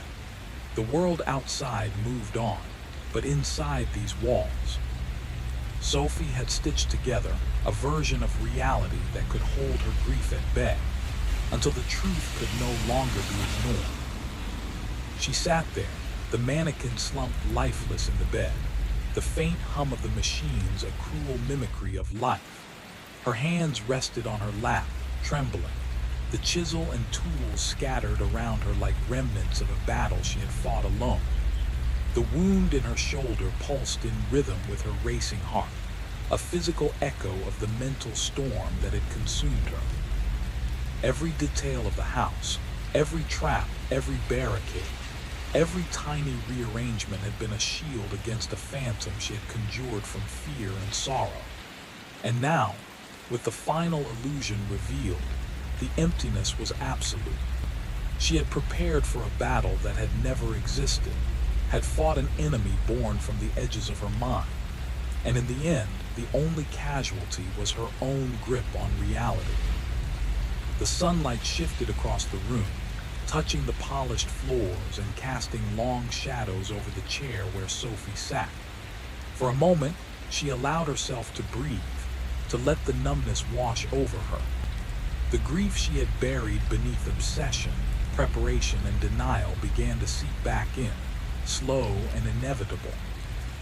Her eyes lingered on the mannequin, on the tubes and blankets that had once held her sister, on the stillness that had replaced life. And in that quiet, Sophie understood the depth of her solitude, the enormity of the loss she had refused to face. She lifted her hand, touching the cold fabric of the mannequin one last time. The illusion was gone, now was gone, and Sophie was left with the echo of a love and devotion that had survived only in her mind, a fragile testament to the lengths she had gone to hold onto what could never be hers again. The house exhaled with her, silent now, as if mourning alongside her, and Sophie finally let herself weep. Sophie stood in the quiet, the weight of weeks pressing down like stones. She traced the outline of the mannequin's form, dressed in the nightgown she had once imagined now wearing, a cruel mockery of life. The machines hummed and blinked, a rhythm that had fooled her mind into hope until now. The visiting nurses had seen the cracks forming in her carefully constructed world. The police had questioned her, the neighbors had whispered, and everyone had witnessed the slow unraveling, except Sophie herself, or perhaps the part of her mind that had known all along had been fighting, hiding, resisting. The masked figure, the intruder she had imagined, feared, and planned against, had been the mind's messenger, forcing her gaze toward reality. She had set traps, lined hallways with peril, and filled her home with weapons, all to hold back a truth too painful to accept. And yet it had slipped past her defenses, insistently, painfully. Sophie's eyes closed as the memory of the funeral returned unbidden. Na's coffin, gleaming in the muted light, the hollow words of family members, the questions she could not answer, her mother's voice, fractured by grief, asking where her daughter was. Sophie had fled early, driven home to the silent house, and in the stillness of the workshop, her mind had refused to reconcile what had happened. She had built a new reality from the fragments of her sorrow, a place where Nas slept, where Sophie had purpose, where care could still be given. But delusions crumble. The mannequin's stiff, plastic fingers, the gaps in memory, the dark intruder who appeared again and again, all had pointed toward an unavoidable truth. Sophie opened her eyes and for the first time saw clearly. "I'm sorry," she whispered. The grandfather clock chimed, each note a reminder of time lost and love misplaced. Her hand touched the mannequin's cold, unyielding fingers. They were not Nas, never could be. "Goodbye," she breathed softly, reverently. She moved to the kitchen, hands trembling as she picked up the phone. When the voice answered, she said only 3 words: "I need help." She set the receiver down, turned, and faced the living room once more. One last look at the figure she had imagined, nurtured, loved, and grieved for in the empty silence of her house. With a steady hand, she switched off the monitor. The beeping ceased. The house exhaled into stillness. Sophie remained standing, alone with the truth she had resisted for so long. Nina was gone. Restoration was impossible. Some breaks were final, some losses irreparable. The ambulance would come. Questions would follow, and answers might never satisfy. But in this fleeting moment of silence, Sophie allowed herself what she had denied herself for weeks: grief, pure and unguarded, a release that was both unbearable and necessary. Sophie let herself cry, really cry in a way she hadn't since the night everything shattered. Her grief came raw, unfiltered, pouring out as if a dam inside her had finally cracked open. She cried for Nav, for the sister she loved more than anyone, for the life they were supposed to share, the plans they'd made, the dreams now buried with her. She cried for their workshop full of half-repaired antiques, for every project they never got to finish. And she cried for herself, for the weeks lost inside a mind trying desperately to protect her, for the woman she used to be before grief hollowed her out and bent her into something unrecognizable. Her sobs came hard, shaking her from the inside out. Her injured shoulder pulsed with pain, but she didn't fight the tears this time. They were real. They were the first true thing she'd felt in so long. The wail of sirens grew louder. Sophie wiped her face, stood, and walked to the front door. She opened it wide, letting the cool night air wash over her. When the ambulance stopped and the paramedics stepped out, she didn't hide, didn't pretend, didn't protect the lie anymore. "I stabbed myself," she said, her voice steady in its brokenness. "And I've been taking care of a mannequin for 6 weeks because my sister is dead, and I couldn't accept it." The paramedics exchanged a startled glance. Sophie kept going. "My name is Sophie Holloway. I need medical attention, and I need psychiatric help. I've been very sick, and I'm ready to admit it now." They moved toward her gently, guiding her to the stretcher. One paramedic went inside the house. He returned moments later, his expression stunned, radioing for additional support. More sirens began to approach. Sophie didn't turn to look. She sat still while they cleaned the blood from her shoulder, numbed the wound, wrapped it. The pain was sharp, but inside she felt strangely quiet, like at last she'd stepped onto solid ground after weeks of drifting through a world made of smoke. Truth hurt, but it was something she could start from, not restoration. She had finally accepted that some breaks were final, but something else, maybe healing, maybe the strength to live with the fractures rather than pretend they weren't there. As the ambulance pulled away, Sophie watched the house shrink through the back window. The antiques, the workshop, the carefully guarded delusion, it all faded behind her.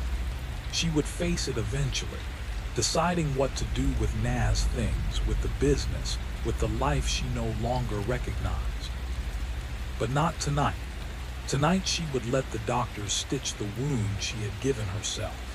She would let someone evaluate her mind, help her find a way back to herself. Tonight she would grieve honestly, openly, without the barricades she built to keep the truth away. No restoration, that was gone. But perhaps survival. Perhaps the beginning of living again, even in a world where now was gone and Sophie was alone. A world where broken things couldn't always be made whole, but could somehow still endure.